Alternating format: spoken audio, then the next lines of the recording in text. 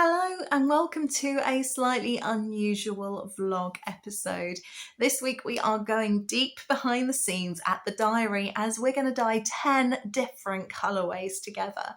I'm not really holding anything back. These aren't tutorials. If you do try dyeing yarn yourself at home, please make sure you use the proper safety precautions. Wear gloves, ignore what I do, wear gloves, wear a mask, I do wear a mask, and keep your dyes away from your food making equipment. But don't use this as a tutorial. It is not intended as a tutorial. These are my colourways. I'm not going to be held responsible for any results that you get.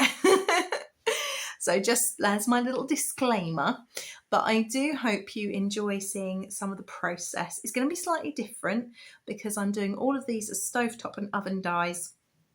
I usually dye my yarns in big vats or dye 3 skeins at once in big roasters. But because I'm doing 10 different colourways on 10 different skeins, I'm having to adjust my working practices a little bit. Anyway, enough of me wittering on. Let's skip back to Gemma of a few nights ago and we'll get on with it. This is the Midnight Dyery. I am dyeing not quite at midnight, but quite late at night. So the lighting is going to be a bit unpredictable and possibly not optimal. Couldn't find my studio lights, so yeah, you just have to go with it, and I hope that you enjoy. Grab your knitting, grab your crochet, and yeah, let's get into things. Dyeing yarn is a chemical reaction. It requires heat and also a mordant, in this case citric acid. I'm popping a tablespoon of citric acid into a saucepan of water, which is cold at the moment but will bring to the boil. I'm using just my ordinary cooking pan. It's not advisable to use your kitchen utensils for dyeing yarn, but this is food grade citric acid, and food grade citric acid and water is the only thing that's going in this pan, so it's okay. These are my dyes. I use Jacquard dyes available from Amazon and from other retailers. They're ideal for protein-based fibres, so fibres that have come from animals.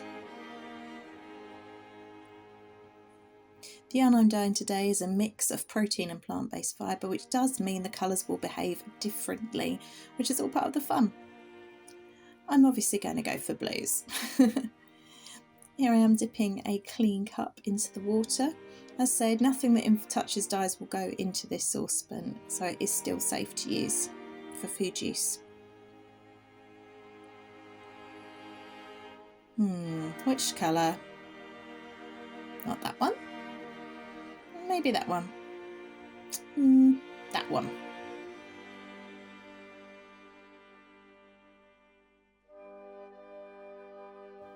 So this dye technique is literally pouring. It's not quite as delicate as hand painting, but I am controlling where the water and the dye is going. This is an attempt at dyeing Babbacombe Bay. Unfortunately, one of my colours has been mislabelled, and rather than navy blue, I have this beautiful brilliant blue. What shall I do from here, I wonder? In the end, I decide to go with it and pick up this beautiful purple tone. What will happen?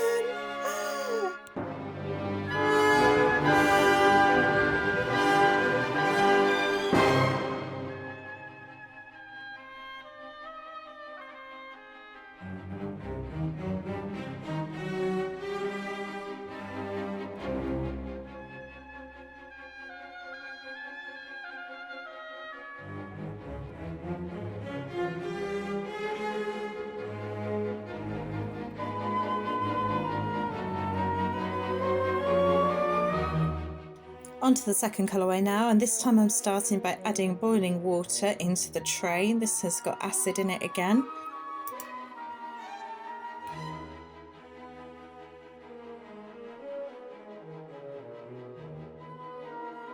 You can see how hot it is from the steam coming off the pan.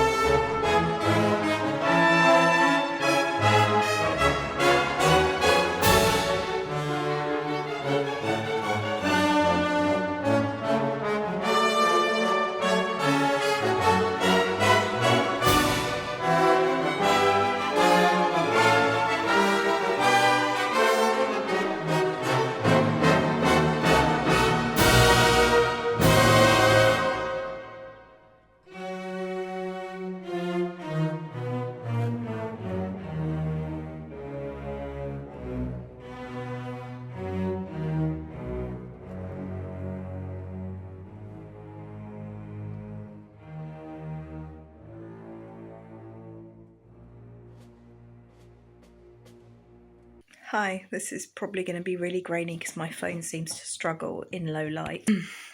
So I apologise for that. I do have the overhead light on, but I can see just looking at my camera that it's going to be really grainy, so I do apologise. Yeah, it is 9 o'clock. I have dyed 4 colourways. It is such a pain in the bum doing one colour at a time.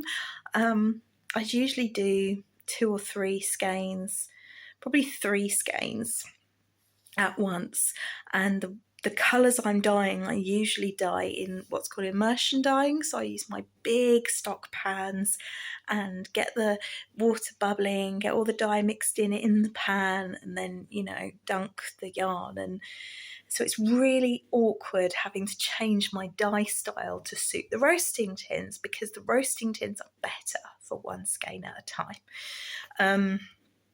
Yeah, because I normally let the water cool in the big stock pots naturally, and it takes about 24 hours. So yeah, it's yeah, I'm also conscious of how much gas I'm using because it's a gas oven, and the oven is on low and has been now for 2 hours to dye these 4 colourways. So I have dyed a new colourway that I'm going to call Lucy. Because that's how inventive I am. I've got Lucy, I've got Purple Rain, I've got Twilight, Dragonfly Wing. Yeah, that's it. Those are the 4 so far. I am enjoying it. I am enjoying dyeing the yarn, and I've got another big yarn dyeing project coming up in a few weeks. My friend Mina, knitting expat, is going to come and visit, and we're going to be cooking up some stuff in my kitchen. And then later in June, another friend of mine is going to come round, and we're going to do some custom dyes for kits for her. So although my yarn isn't kind of like commercially available at the moment in yarn stores, I think the yarn dispensary is probably sold out by now, I don't know. And obviously I've not got my website anymore, and I'm not sort of doing that. It is around, and there are ways you can get your hands on my yarn if you so desire. I actually saw some on a D-stash the other day, so you never know. D-stashes are great ways to get your hands on yarn. I am enjoying it, and I think I've definitely done the right thing going down this route with the wholesale and the commission-based yarn dyeing for now. I think that's definitely right for me because I can fit it in around my life, and actually I'm building a life. Just over there, you can see my keyboard, and I have been practicing every day. I'm really enjoying it, really enjoying playing the keyboard again. My dream is to play music by Ludovico Einaudi. I really love his stuff. That, and there's someone I follow on YouTube, and he's kind of stopped uploading videos, hasn't uploaded any for quite some time, but it's music, so it really doesn't matter, you can carry on listening, called Russo, and the music they play is beautiful. I love Claire de Lune and Moonlight Sonata and things like that, and I really want to be able to play that. At the moment I'm a little bit plinky plonky still, but I'm getting there. I'm not quite doing chords and things yet. Ooh, excuse me. But I am partway through book 2 of this keyboard course by Kenneth Baker, which is a course that I started back when I was about 8. My auntie Lindsay of So Sweet Samuel taught me the keyboard for a while. So it's nice going back to it, but anyway, I don't know what I'm chatting about. I will wind this up. You will see some of the yarn coming out of the dye baths and out of the soak, and then tomorrow morning I'll start dyeing again, and you'll see some more of that. Okay, all right, and I will see you for the post dyeing chat. Take care.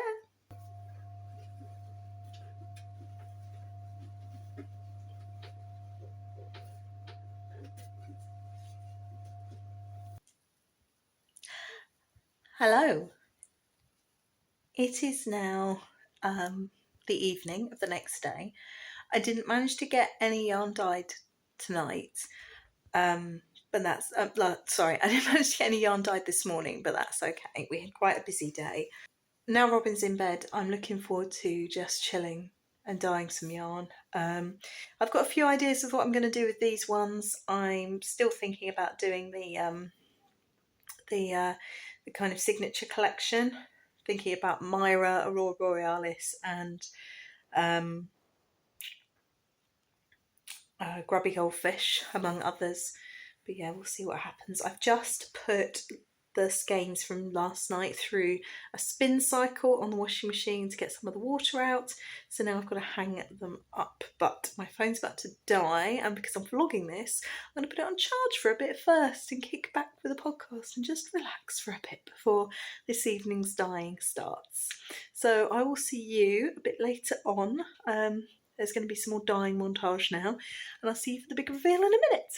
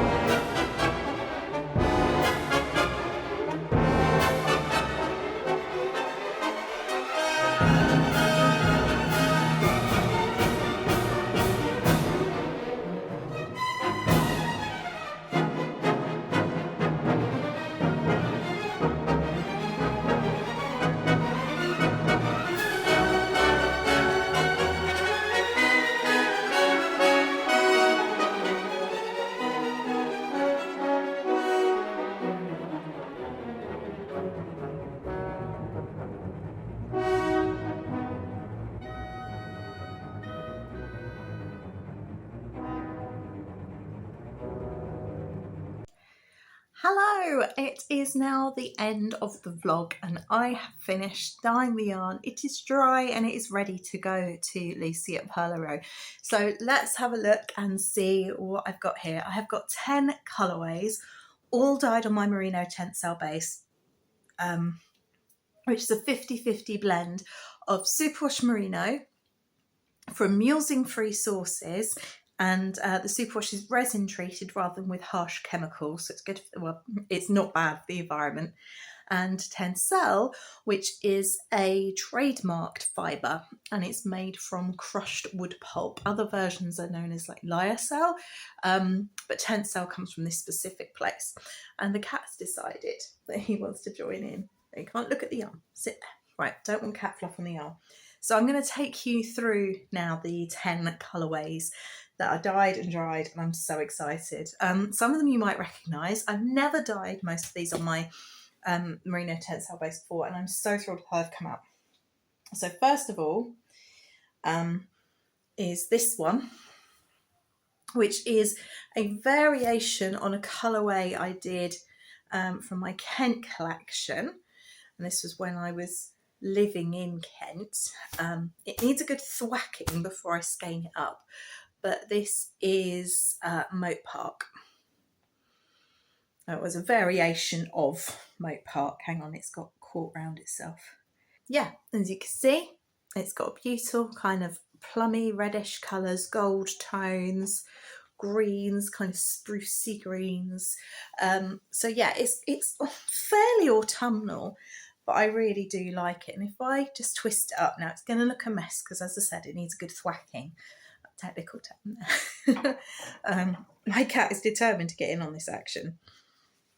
And then you can see what it's going to look like in the hank. I've got to just keep an eye on him, make sure he doesn't come down and interfere with the yarn.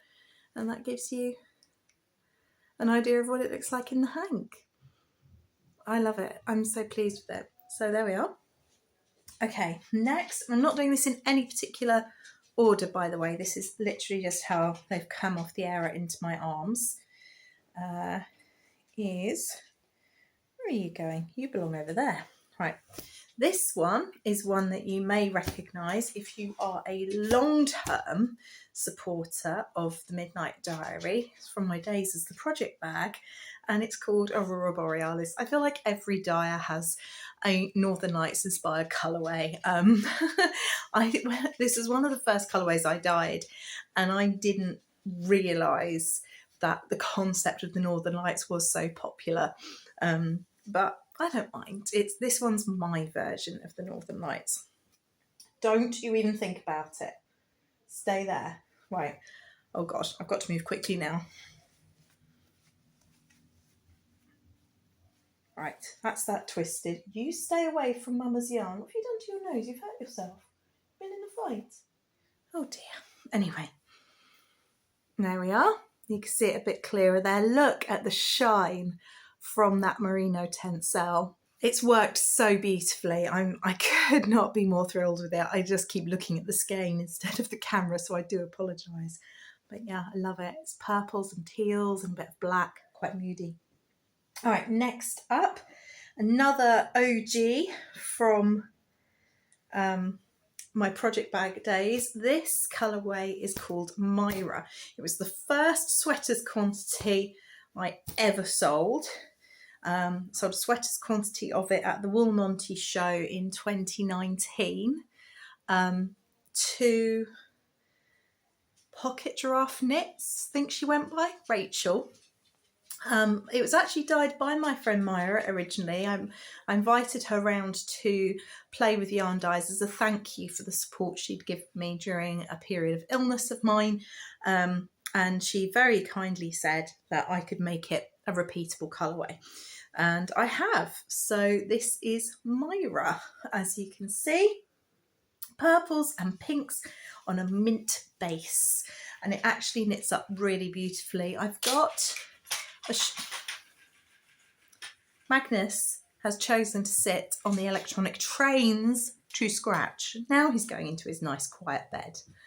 Oh well.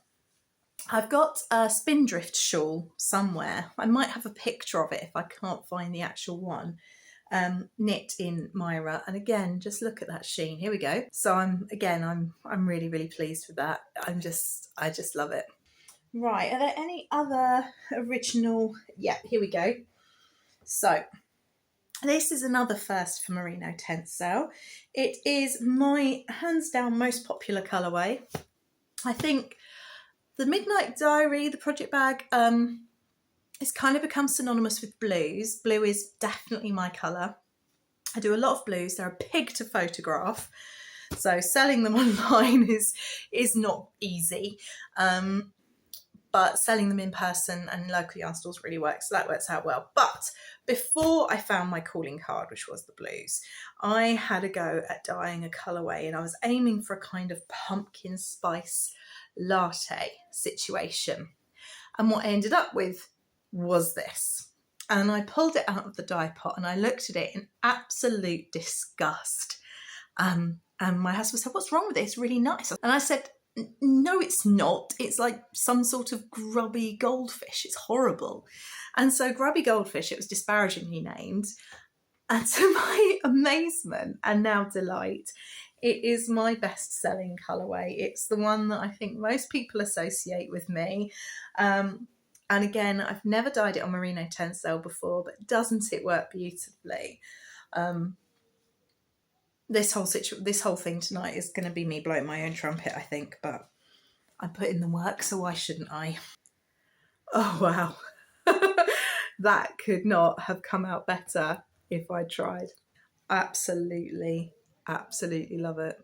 So I think, yeah, I've got 4 of my kind of historic colourways dyed up. Let's put them up like this so you can see. They are going to go back on the air in a minute just to finish off drying, but there you go. So 4 of my original ones.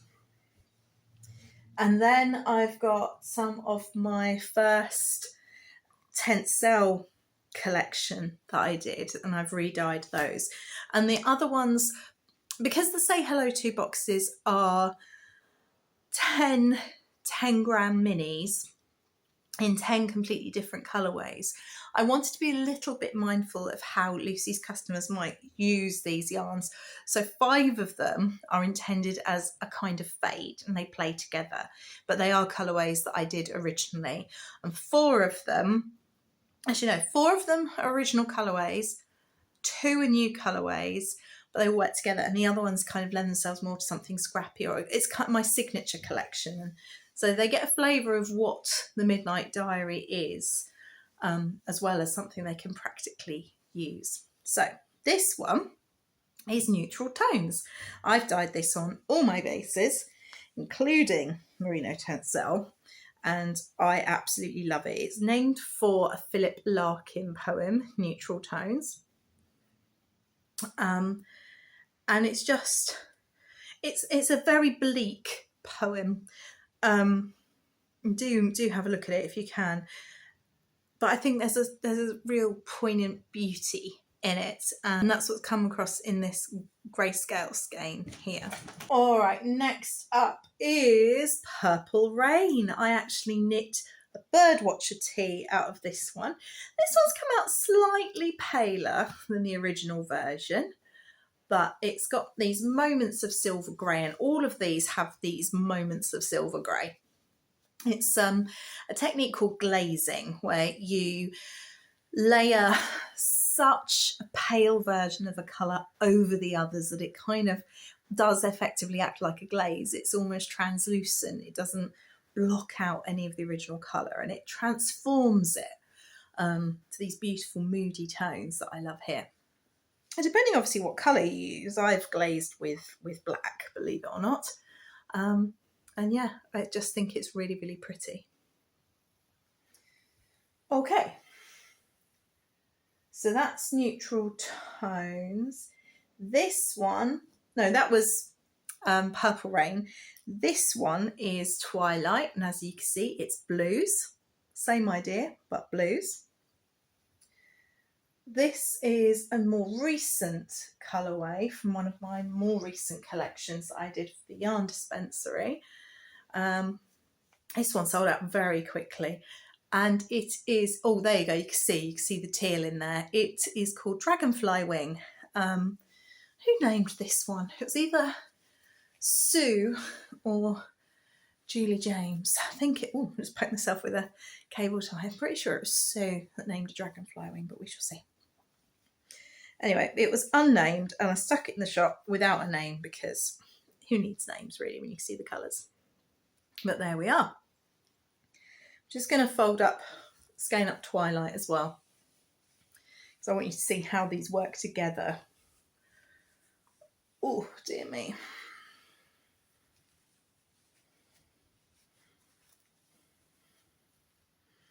There we are. So they are all subtly different, but similar at the same time. They do kind of work as a fade. They're really pretty. I mean, I just love that. Then we've got the two new colourways. So this one, I've actually asked on Instagram what we should name it, but I already know what I want to name it. And I love it. It's got depth, it's got vibrancy, it's got femininity, but strength, and you know, I just, as a colour, I love it. And it's gentle and welcoming and unassuming and all those wonderful things, but with that vibrancy that shows, you know, this is a proper colourway. And when I saw it, when I dyed it, I thought, this to me is Lucy. There's passion, there's love, there's gentleness, there's stillness, but there's spunk as well. And yeah, I just, all of those things combined, this is Lucy. My final colourway is a completely new one. And I'm going to be honest, I thought I ruined this when I was dyeing it. It went horrendously wrong. I was actually going for Babbacombe Bay. And one of my dyes was mislabelled, and I don't fully understand even now how it happened, but it went very, very wrong. Now this one does need a really good thwacking. It's not a very happy skein at the moment, but if I twist it nonetheless, tuck in the ends. Here we go. This one does need to go back on the arrow slightly down still. Okay. And I've got to be posted tomorrow, so I've got to get this sorted. Oof, there we are. Must text Lucy tonight and double check the postage address. Right, there we are. Look at that. This one is also unnamed, and I might actually invite Lucy to name it. It's a one of a kind. It won't be repeated again. So it is an exclusive for Purl. And there we are. I'm so thrilled with it. It's funny, isn't it? The ones that come out not like you were expecting are the ones that are the most popular and most enduring. And these three are a prime example of that. So I was actually going for a Halloween colourway with this one. I wanted really, really vibrant teal and purple and black. And what came out once the dyes had exhausted, because I was a very new dyer, was something much less saturated. But my husband said, oh, it looks like the Northern Lights. So there we are. So that one missed. That was meant to be pumpkin spice latte, and instead we've got grubby goldfish. And this one could not have been more different from what was intended. It's almost funny. If it wasn't so frustrating, I'm clearly out of practice. I haven't done a lot of dyeing recently. But actually the end result I absolutely love. And I think I've achieved what I wanted to. Excuse the cable ties sticking up everywhere, which is that a bunch of these colourways will actually work together, you know, and give you options. You could easily bring Aurora Borealis and Myra into that as well. And then you've got your two kind of outliers and do something a bit different with. It's difficult because you want to have, in a box like this, there goes Thomas. In a box like this, you want to have enough variety that there's interest and it really shows off what you can do and what you're about as a dyer. But at the same time, I'm conscious that this is an investment for the customers and I want them to have something they can use at the end of it. The base I've chosen is slightly tricky because the wood pulp is heavy. It's a heavy fibre, so it means you only get 333 metres per 100 grams. There'll be some people who see that and go, oh, well, it must be a sport weight. Or, it's between a 4-ply and a DK, so it must be a sport weight. No, it's not always about the metres to the grams. And in the case of something like this, it is a 4-ply. It's just because that wood pulp is a heavier fibre, for the same grammage, you get fewer metres or fewer yards. So it is a 4-ply, I promise. But there we are. So don't always go on how many metres per 100 grams to give you an idea of the weight. It's a good starting point, but there are lots of problems with it. What you really want to do is go for wraps per inch. That literally tells you the thickness of your yarn, which is what we're working with here. So there we are. Thank you for coming along with me on my yarn dyeing journey this week. It's been a challenge. Dyeing 10 colourways is a little bit of a pig, to be honest, when you're only doing one skein of each. It's meant I've had to completely adjust my dye style. I've had to adjust my working methods. Some of the colours have come out slightly differently, but it's been really interesting and I'm very, very grateful to Lucy for giving me this opportunity. And if you are getting the Say Hello To box, do let me know what you're going to use the yarn for. I can't wait to see. All right, you take care now, and I will see you next week for a more regular podcast. Take care. Bye.